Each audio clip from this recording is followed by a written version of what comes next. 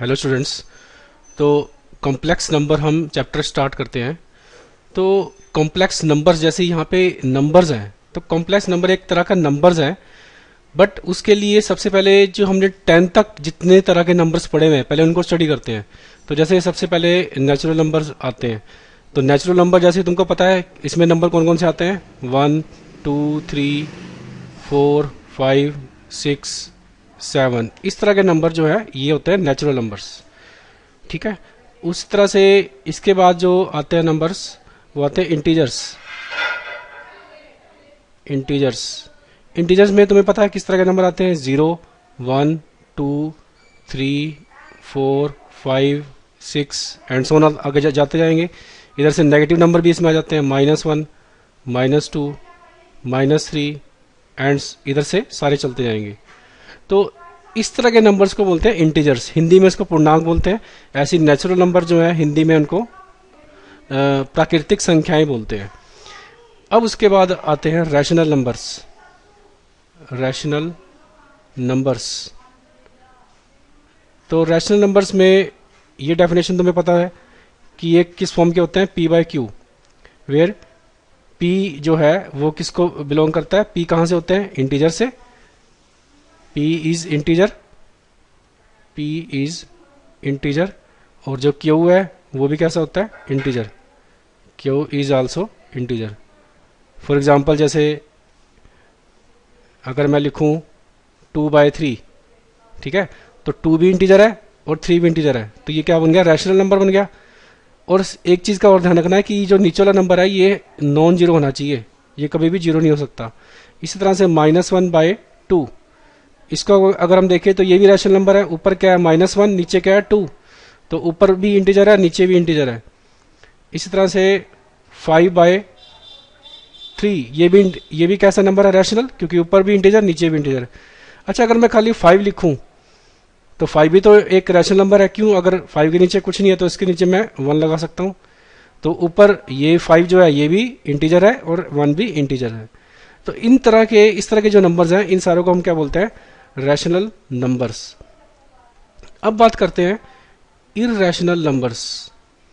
Irrational numbers, उसमें तुमने पढ़ा होगा 10th क्लास में, जैसे तुमने थ्योरम भी प्रूव करेगी, prove that √2 is a irrational number. तो इस तरह के जो नंबर्स हैं, √2, √3, √5, पाई, ये सारे नंबर कैसे होते हैं, इररैशनल। इररैशनल, ठीक है। और इनकी पहचान क्या होती है, इनकी पहचान होती है ये डेसिमल के बाद जो है एक तो रिपीट नहीं करते, यानी कि non repeating, non repeating after decimal, after decimal, decimal के बाद जो है ये नंबर रिपीट नहीं करते।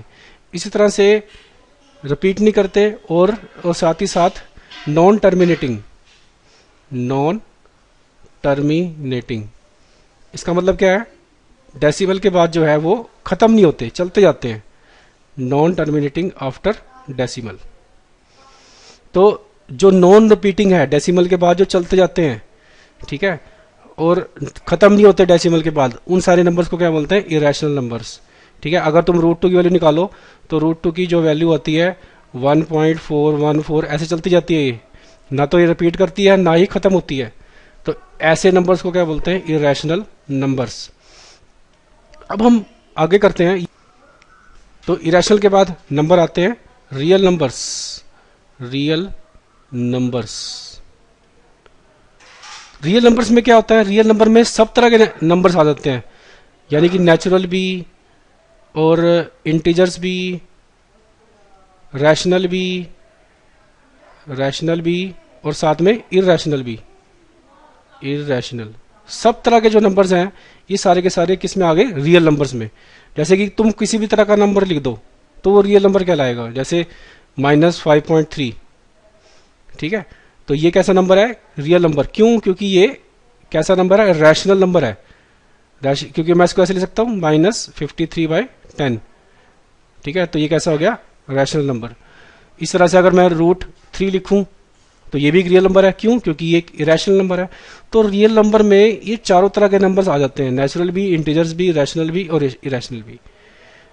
तो अब हम पढ़ेंगे एक नए तरह के नंबर्स, क्योंकि ये सारा नंबर्स तो आपने 10th क्लास में पढ़े हुए थे। अब हम स्टार्ट करते हैं जो +1 में हमारे पास नंबर आते हैं, that is complex numbers. Complex numbers ये किस तरह के नंबर होते हैं? ये जो नंबर होते हैं इस फॉर्म में होते हैं a plus iota B, a plus iota B, जिसमें a जो नंबर है, a नंबर है वो भी रियल होता है और जो b है वो भी रियल। ये जो आयटा है, इस आयटा को हम बोलते हैं imaginary number. Imaginary number, imaginary मतलब ऐसे नंबर को सिर्फ हम इमेजिन कर सकते हैं, एक्चुअल में ये नंबर होते नहीं है। ठीक है, अभी मैं बताऊंगा कि इस थोड़ी देर बाद कि ये नंबर आया कहाँ से। तो पहले तो कॉम्प्लेक्स नंबर को समझते हैं कि होते क्या है, जिसमें ये जो a नंबर है ये भी रियल होगा और ये भी रियल नंबर होगा। मतलब a और b की जगह पे रियल नंबर होना चाहिए और यहाँ पे आयटा होना चाहिए। तो इस तरह के जितने भी नंबर्स होंगे वो सारे हम उनको क्या बोलेंगे? Complex number. फॉर एग्जाम्पल जैसे मैं लिखता हूँ 2 + 3 आयोटा, 2 + 3 आयोटा, तो ये नंबर कैसा है? Complex number. क्यों? क्योंकि यहाँ पे भी रियल नंबर है इसका और यहाँ पे भी रियल नंबर है। इस तरह से -1/2 + 5 आयोटा, ये भी क्या नंबर है? ये भी एक कॉम्प्लेक्स नंबर है। क्यों? क्योंकि ये भी एक रियल नंबर है और ये भी एक रियल नंबर है। अच्छा, अगर मैं खाली 5 आयोटा लिखूं तो ये भी कॉम्प्लेक्स नंबर है। क्यों? अगर मैं इसको ऐसे लिख सकता हूँ 0 + 5 आयोटा, तो 0 भी क्या हो गया? एक रियल नंबर और 5 भी क्या हो गया? एक रियल नंबर। ठीक है, तो इस तरह के जितने भी नंबर्स हैं सारे के सारे बोलोगे कॉम्प्लेक्स नंबर। ठीक है, अब इसमें ये जो a है इसको हम बोलते हैं real part of a complex number. Real part of a complex number, real part of a complex number. इसके बाद जो ये b है, इस b को हम बोलते हैं इमेजिनरी पार्ट। Imaginary part. अब देखो, अगर मैं सपोज ये लिखूं, एक नंबर लिखता हूं, तो हम बता सकते हैं कि कौन सा रियल पार्ट है, कौन सा इमेजिनरी पार्ट है। जैसे अगर मैं लिखता हूं -3 + 6 आयोटा, तो विदाउट आयोटा वाला ये तो हो गया इसका रियल पार्ट, ये हो गया इसका रियल पार्ट। और जो जिसमें जो आयोटा के साथ मल्टीप्लाई हो रहा है उस नंबर को बोलेंगे इमेजिनरी पार्ट। Imaginary part.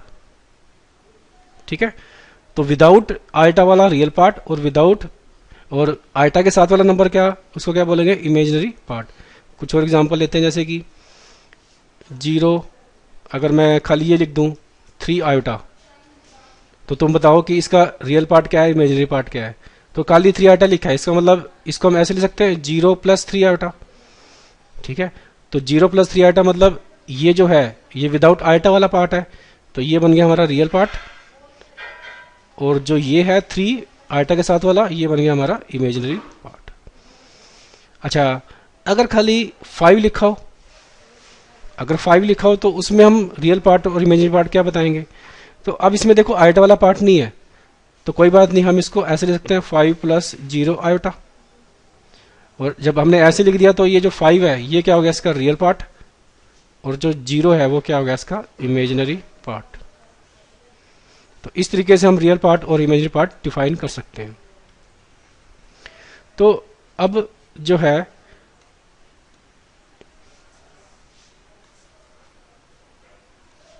जैसे कि अभी हमने आयटा मेंशन किया था, वो आयटा को हमने मेंशन क्या किया था? Imaginary number. Imaginary number. अब ये देखो, ये नंबर आया कहां से? ये नंबर देखो, अगर मैं इस इक्वेशन को सोल्व करूं x² - 1 = 0, तो यहां से x² की वैल्यू कितनी आएगी? 1। तो x को हम क्या लिखते हैं? x को लिखते हैं ±√1, और √1 तुम्हें पता ही है क्या आता है, √1 1 होता है, तो आंसर आ गया +-1।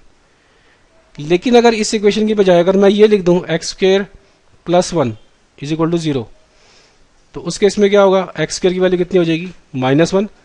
अब यहाँ पे तो हम स्क्वायर रूट ले ही नहीं सकते -1 का, क्योंकि -1 का स्क्वायर रूट तो रियल नंबर आता ही नहीं। बट यहाँ पे जो है ये इमेजिनरी जो नंबर है वो यहाँ से शुरू होता है, तो मैं इसका क्या करूँगा, plus minus square root of -1 दूंगा। तो ये जो स्क्वायर रूट मैंने लिया है किसका, -1 का, इसको बोलते हैं हम इमेजिनरी नंबर। तो आयटा को हम क्या लिखेंगे, स्क्वायर रूट ऑफ -1। ठीक है, एक्चुअल में जो स्क्वायर रूट ऑफ -1 है ये कभी भी रियल नंबर नहीं हो सकता, रियल नंबर नहीं हो सकता, इसलिए इसको हम इमेजिनरी नंबर बोल रहे हैं। जो इमेजिन किया जा सकता है एक्चुअल में नंबर नहीं होता। तो आयटा की जो वैल्यू होगी वो हमेशा क्या होगी, √-1। अब आगे देखो, हम आयटा की अगर पावर्स बढ़ाते जाएं तो हम सारी वैल्यूज निकाल सकते हैं। फॉर एग्जांपल जैसे आयटा स्क्वायर करता हूं तो ये कितना हो जाएगा, -1। तो ये हमें याद रखना है, आयटा स्क्वायर किसके इक्वल होता है, -1 के। इस तरह से आयटा क्यूब अगर निकालें तो आयटा क्यूब को लिख सकते हैं आयटा स्क्वायर इंटू आयोटा, क्योंकि पावर 3 है तो उसको तोड़ सकते हैं, एक में पावर 2 आ गई, एक में पावर 1 आ जाएगी। अब आयटा स्क्वायर कितना होता है, -1 इंटू आयटा, और आयटा इंटू -1 करेंगे तो क्या बन गया, माइनस आयोटा। तो आयटा क्यूब की वैल्यू कितनी आ गई, माइनस आयोटा। इसी तरह से आयटा की पावर 4 अगर निकालेंगे तो कितना बनेगा, आयटा की पावर 4 का मतलब आयटा स्क्वायर का स्क्वायर, और आयटा स्क्वायर कितना निकाला था हमने, -1, तो -1 का स्क्वायर करेंगे तो कितना आ जाएगा, 1। तो ये जो 4 वैल्यूज हमने निकाल ली है इनको हम यूज करेंगे क्वेश्चंस में। एक तो आयटा की वैल्यू क्या होती है, -1, एक होती है आयटा स्क्वायर -1, एक आयटा क्यूब माइनस आयोटा, एक आयटा की पावर 4 1। ये वैल्यूज हमने याद रखनी है जिनको हम यूज करेंगे क्वेश्चंस में। ठीक है, तो अब इस पे जैसे क्वेश्चन कैसे आएगा, इस पे क्वेश्चन आएगा कि फाइंड, पहला क्वेश्चन है फाइंड आयटा की power 10 in a plus iota B form.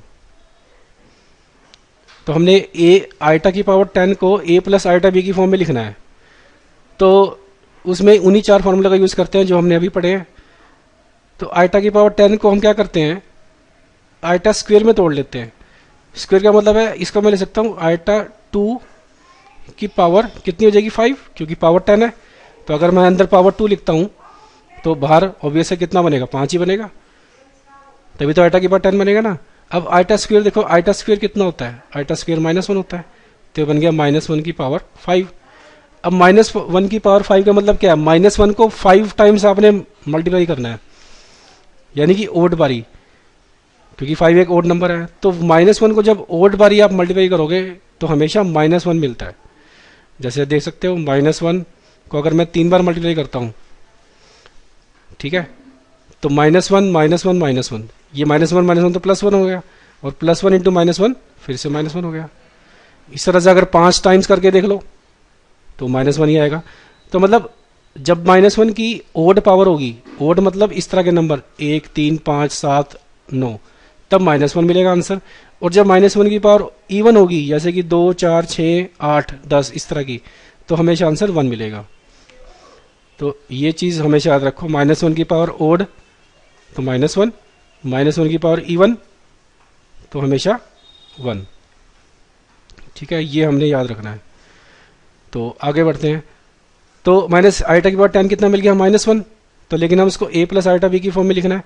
Answer तो -1 आया, बट इसमें आयटा तो है ही नहीं, तो हम इसको आयटा अपनी मर्जी से लगा सकते हैं, -1 प्लस 0 आयटा। तो ये हमारा आंसर है। तो अब आगे बढ़ते हैं। सारे क्वेश्चन हमने इसी तरीके से करने हैं। जैसे सेकंड क्वेश्चन करते हैं, आयटा की पावर 37, इसकी वैल्यू हमने निकालनी है a प्लस आयटा बी की फॉर्म में। तो आसान है, बिल्कुल ऐसे ही करना है। आयटा की पावर 37 है, तो पहले तो 37 जो है ये 2 से डिवाइड नहीं होता, ठीक है ना, 2 से डिवाइड नहीं होता, क्योंकि तो बट 36 जो नंबर है वो 2 से डिवाइड हो जाता है। तो हम इसको 36 में तोड़ लेते हैं, 36 इंटू आयटा की पावर 1, ठीक है ना। ऐसा हमने क्यों किया, क्योंकि ये 37 जो है 2 से डिवाइड नहीं होता, इसलिए हम इसको ऐसा कर रहे हैं। तो आयटा की पावर 37 है, 37 को तोड़ दिया, आयटा की पावर 36 इंटू आयटा की पावर 1। अब आयटा के बाद 36 को कैसे लिख सकते हैं, आयटा स्क्वेयर, यहाँ पे स्क्वेयर का यूज करना है। अब क्योंकि अंदर 2 आ गया तो ऊपर पावर कितनी बचेगी, 18 बचेगी, क्योंकि 18 इंटू 2 18 गुना 2 36 होता है, इंटू आयटा की पावर 1। अब आयटा स्क्वेयर कितना होता है, -1 की पावर 18 इंटू आयोटा, और -1 की पावर 18, यानी कि और ये कैसा नंबर है, इवन। और इवन में हमेशा पता ही है हमें कैसा होता है, -1 की पावर इवन 1 होता है। तो ये तो आंसर, ये 1 हो गया और साथ में आयोटा, तो आंसर आ गया आयोटा। और a प्लस आयोटा b की फॉर्म में कैसे लिखेंगे, 0 प्लस आयोटा, ये आंसर आ गया हमारा।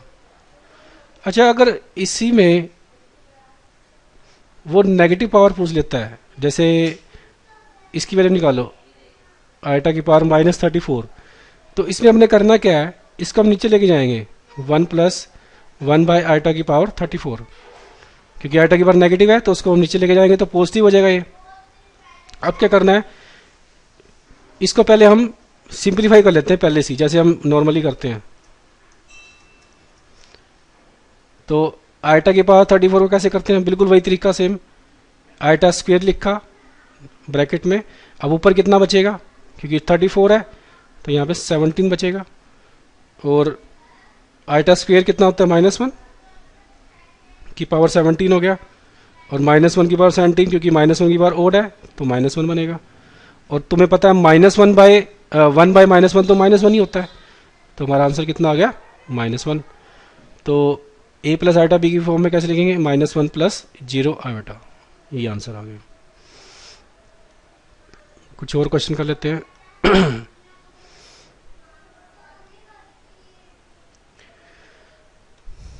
अब जैसे कि हमारे पास नेक्स्ट क्वेश्चन है, आयटा की पावर, चाहे कितनी भी बड़ी पावर हो, हमने क्वेश्चन को इसी तरीके से करना है। जैसे मान लो 511 आ गया, आयटा की पावर 511, तो 511 का मतलब है ये नंबर जो है 2 से डिवाइड नहीं हो पाएगा, करके देख सकते हो। तो फिर से इसको तोड़ेंगे, 510 इंटू आयटा की पावर 1, क्योंकि 510 नंबर है, 510 जो है 2 से डिवाइड हो जाता है, करके देख सकते हो आप। फिर से इसको तोड़ना आयटा स्क्वेयर, अब यहाँ पे कौन सा नंबर आएगा ये हमको देखना पड़ेगा। तो इसके लिए क्या करो, 510 को 2 से डिवाइड कर देते हैं, तो 2 दूनी 4 हो गया, 4, यहाँ पे 1 बचा, 1 आया ऊपर से, 10, 2 पंजे 10, और ये 1, ये ऊपर से 0 उतारा, तो 2 पंजे 10, ये कट गया हमारे पास। तो 2 से डिवाइड करने पे क्या बना, 255, तो यहाँ पे लिखेंगे हम 255, ये बन गया। तो यहाँ से आयटा स्क्वायर हमें पता है -1 होता है, -1 की पावर 255 इंटू आयोटा की पावर 1। अब -1 की पावर 255 नंबर कैसा है, ओड, तो ओड में हमेशा -1 बनता है, तो -1 इंटू आयोटा, तो आंसर कितना आ गया, माइनस आयोटा, ये आंसर।